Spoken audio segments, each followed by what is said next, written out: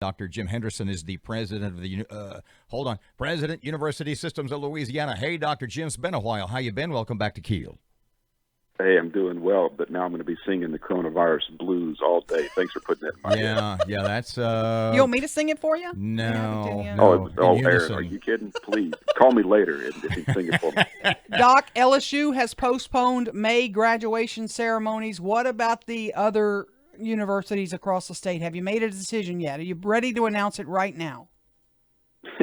Well, every school, 8 of the 9 schools have announced that they'll be postponing their graduation. Tech is still has not made a decision yet about late May, because theirs is the latest commencement ceremony. So I'm late. I'm late to the train today. Well, the key word is postponed, though, not canceled. It is.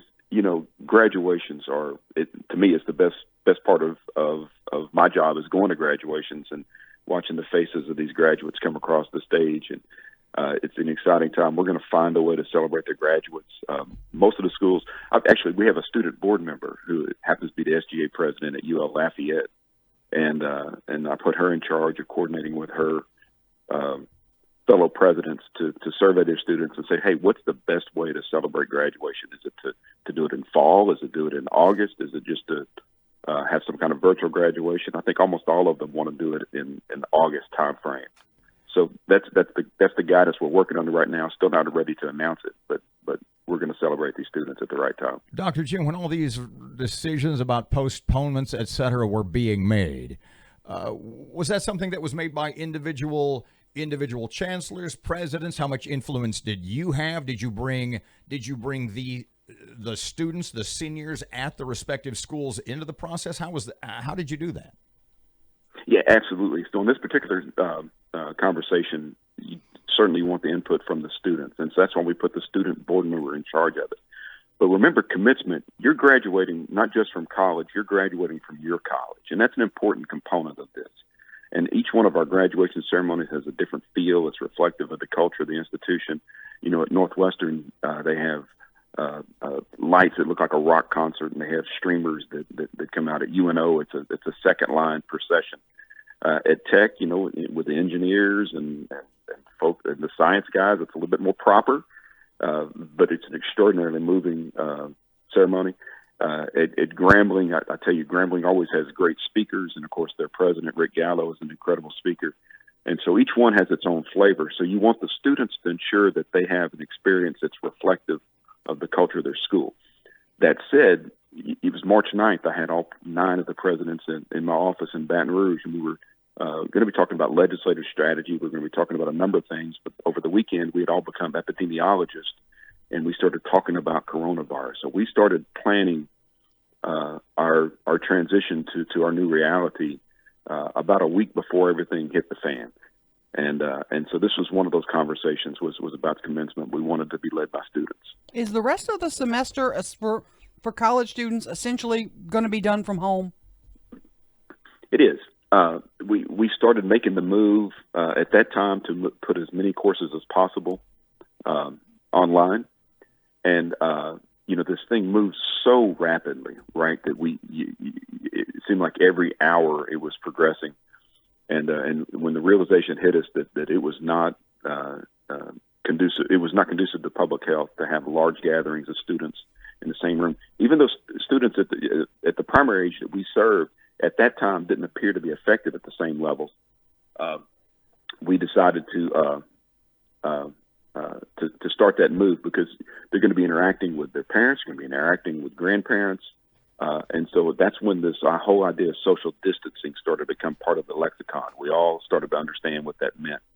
And so that's when we made the decision. We're going all online. And I got to tell you, it's the faculty that made that happen. It is an arduous task to take courses that are designed to be taught in person and to put them online. And some courses it makes perfect sense. It's very easy to do.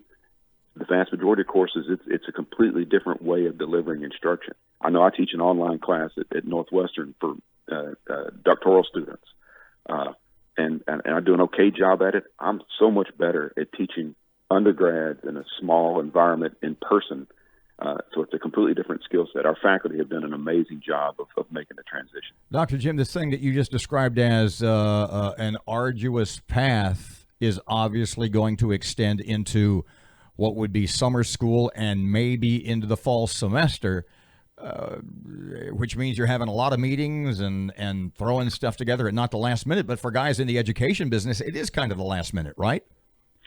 Well, we like to plan things as much as possible, and this is certainly not something conducive to planning. In fact, if you look at the experts, this could be over in 2 weeks or in a year and a half, right? So somewhere in that range.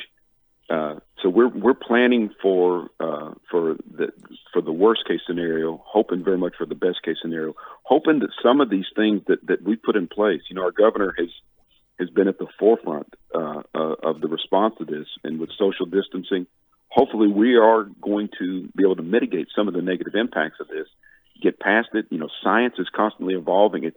It's amazing how quickly we had mapped out the genetic makeup of this virus, and that's as far as I'm going to go into the science, but it was how quick we were able to do that, how quickly they started finding treatments, how they're applying those treatments.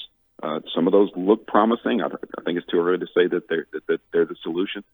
And so I think it's an evolving, dynamic situation that to be honest, I'm going to remain optimistic until I have no reason to be. What's going to happen with athletics? Particularly, a lot of people are concerned about those seniors who are in their last year of eligibility.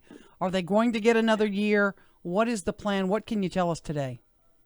So NCAA released early on, maybe a couple of weeks ago, some guidance on an eligibility extension for athletes in spring sports. I think the details are still being worked out on that. Think about the impact, just the psychological impact, emotional impact on a student athlete, even at the high school level. And most student athletes end their career at the high school level, and for these spring sports, that was taken from them. And then you come to the collegiate ranks, and these students give so much time and effort and balancing studies, but yet still focused on competition and getting the joy from competition. And this was just taken from them. I remember Brooke Storer, the extraordinary Lady Texter basketball coach, her emotional press conference after they had taken the court in the Conference USA tournament, and then their season was over. Mm-hmm. And she captured everything, that emotion, that feeling for her players, and it was certainly representative of what the players themselves are feeling.